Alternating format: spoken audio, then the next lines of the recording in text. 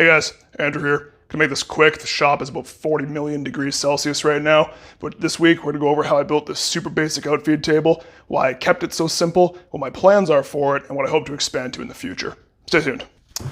As you're able to see behind me here, I've got about half this double garage that isn't really occupied by much. Partially because it's got a bunch of crap in it they gotta clear out, and partially because I just haven't finished it yet. You know, budget is a factor in this. The business is doing well, but that said, I'm by no means overflowing with money to pour into shop renovations. So this isn't really a priority right now since I have a basic workflow.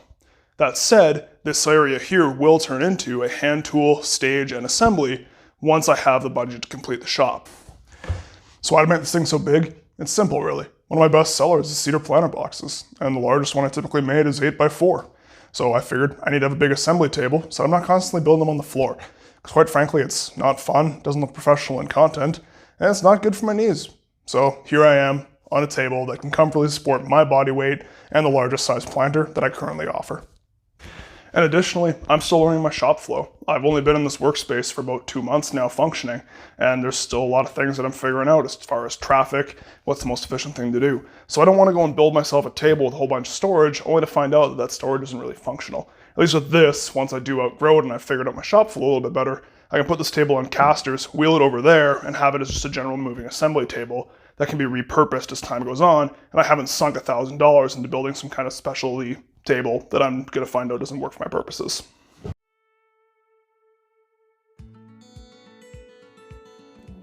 So since this table is gonna be more utilitarian than anything, I'm gonna keep the budget real low. I'm gonna go with some 3/4 inch birch plywood and some 2x4s, which will keep it under 100 bucks.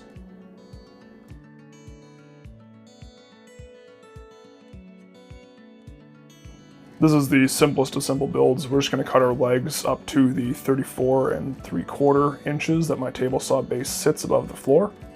And we're gonna cut those down to length.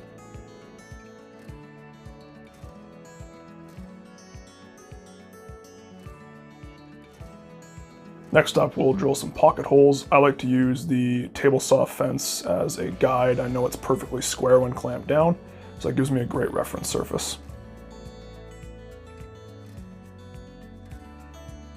And again, this is just me using my palm to hold down the Craig Jig Mini. If you're not comfortable with it, don't do it, plain and simple.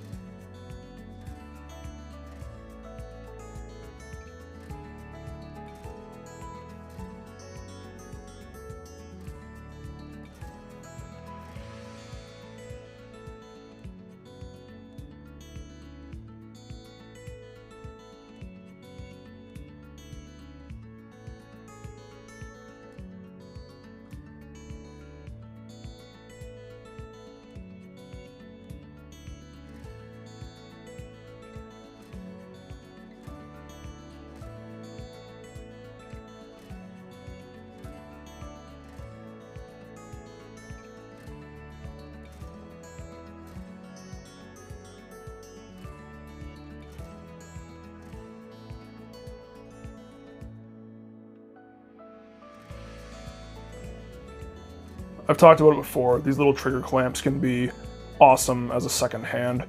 I'm not sure what I was thinking here. I screwed in the side where I was using my extra hand. Typically I would hold that up and then I would go to the other side and screw that side in with that being supported, but the heat stroke might have got to me at this point.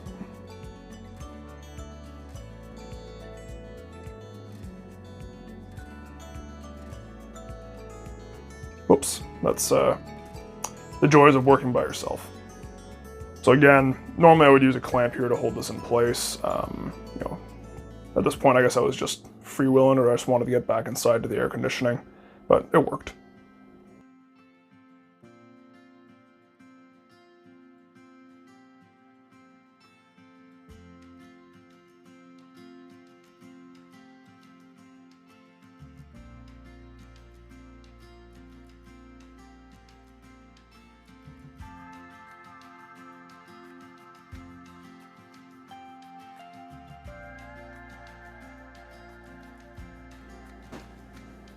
Moving sheet goods around is always a good time. I'm lucky enough to be a large guy, so even these 3/4 inch sheets aren't really heavy.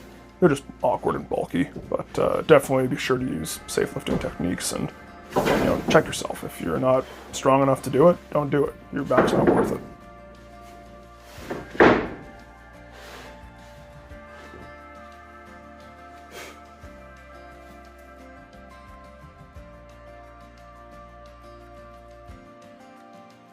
And the ever fun task of running around putting in screws and keeping everything squared up.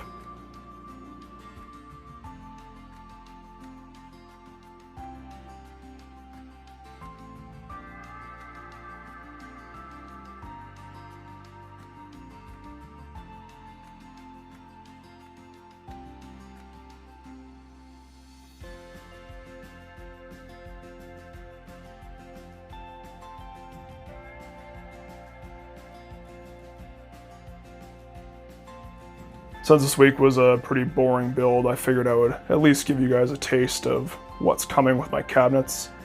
This is probably a very sketchy cut. I don't recommend doing this. Like I said, I am a gorilla, so I'm pretty comfortable doing these kinds of things, but definitely not for the faint of heart to be maneuvering plywood around and getting it into the saw like this.